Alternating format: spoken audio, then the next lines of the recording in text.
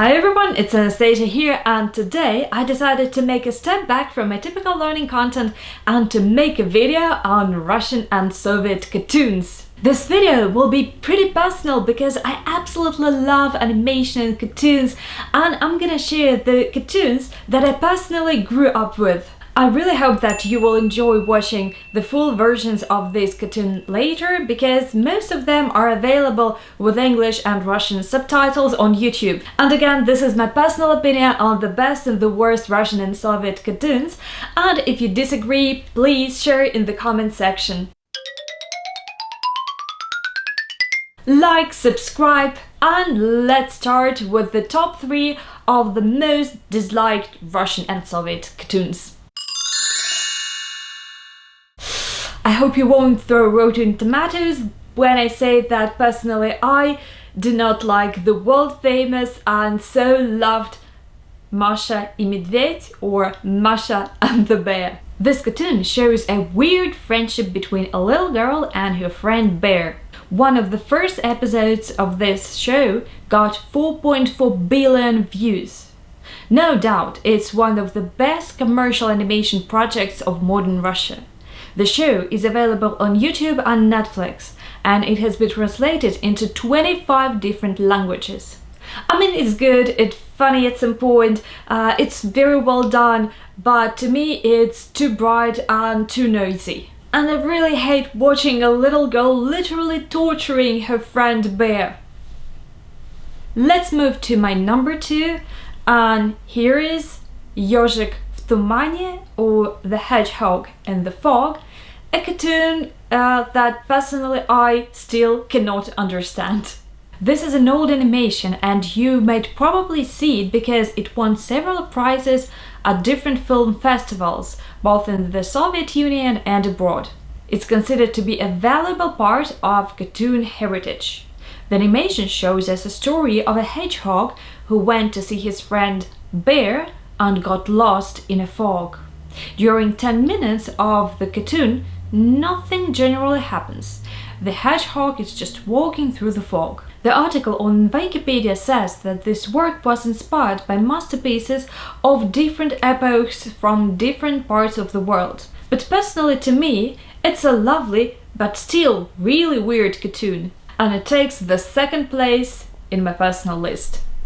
Now the cartoon that I dislike the most. You know, by some reason, Soviet animators sometimes created really ugly cartoons. The characters of such animations are just unpleasant to look at.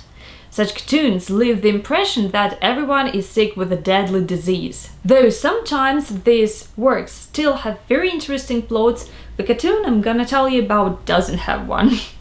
So this work is called Крылья, ноги и хвосты, or Wings, Legs and Tails. In a 10-minute episode, a vulture is teaching an ostrich to fly. Sorry, but it's not just ugly with its unfeathered birds, but also lacks sense. During all the cartoon, the characters are picking each other, and basically that's it. Every time I saw this movie in my evening children program, I was very disappointed. This is why I'm putting this cartoon to the number 1 place in the list of my most disliked animations. Now let's move to the cartoons I really love and advise watching everybody. And my number 3 here is Алёша Попович и Тугарин Змей. Alyosha Popovich and Tugarin the Serpent. I saw this cartoon for the first time in 2004 at the age of 16. And you know, back then it seemed to be so very different from every single Russian or Soviet cartoon I had seen earlier. Quality drawing, gripping plot, distinctive characters, and of course humor. All this can be found in this cartoon. It's a story based on Russian fairy tales and legends about brave богатыри, or knights, and it's mixed with hilarious dialogues. I think that back in 2004 it was a breakthrough for Russian animation, so give it a chance, it's available on YouTube with English subtitles. Okay, let's move further. The second place is taken by 2 cartoons united by the same plot and the same characters.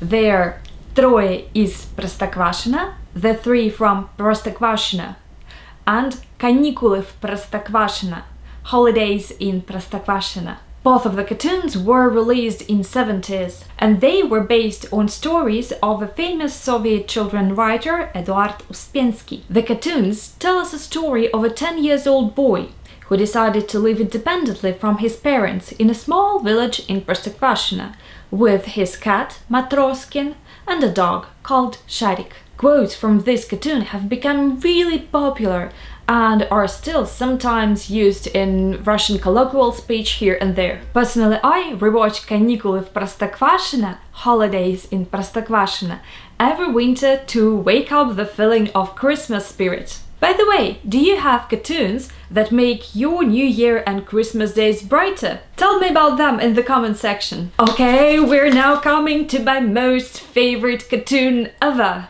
And you probably haven't seen it because it's old and the drawing is not that fancy, but I don't know any other movie or cartoon that had a greater impact on my childhood. The cartoon is called Ух ты, говорящая рыба. Wow, a talking fish. It's been created even before it was born in 1983, and it was based on a tale of an Armenian writer.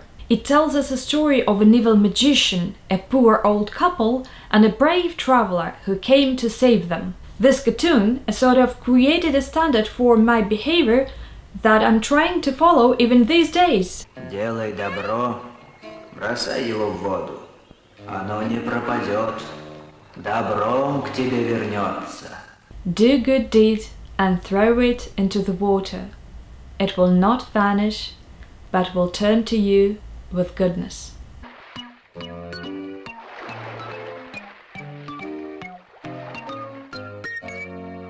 By the way, on my lessons we also watch Russian and Soviet cartoons, and I should say that that's so much fun. I think that's all for now. If you agree or disagree with me at some point, please share your opinion in the comments below. What is your favorite Russian cartoon? And which ones you do not understand? I read all of the comments and it's really interesting to me to see what do you personally think about Russian cartoons. I hope you enjoyed the video, please like, subscribe and see you in the next videos. Пока-пока!